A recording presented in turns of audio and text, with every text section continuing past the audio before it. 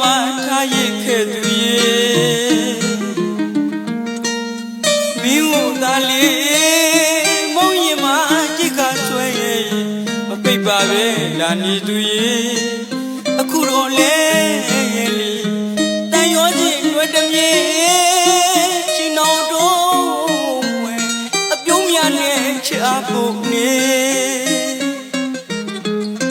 မနေမဲတော့กว่าပြည့်တဲ့ချီ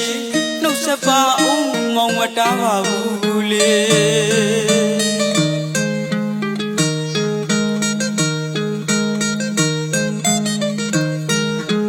ပြောမယ်ဆိုရင်လေတသက်လုံးသာနေပါလားလို့အပြုံးစကားနဲ့ပြောခြင်းနဲ့လေအဲ့ဒီမအေးအချိန်တည်းပြန်သွားလို့ပြင်းကြံခဲ့ရမုံမဝအိမ်ရှင်လေချစ်လေးပြန်လေးမင်းတော့ပါသွားခဲ့ပြီလွမ်းကြံလာလား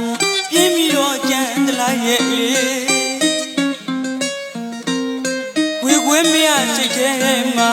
ချစ်မိတာတော့မောင်မငင်းပါဘူးလေယောက်ျားတန်းနဲ့ငိုတဲ့အဖြစ်တွေရှက်စရာကောင်းပေမဲ့တိတ်ချစ်တဲ့ရင်နဲ့ရဲ့မှာသူ့ငကိုအလူလူရည်ရည်ရှိကြချစ်ရတဲ့အဖြစ်များကြောင့်ပါလေ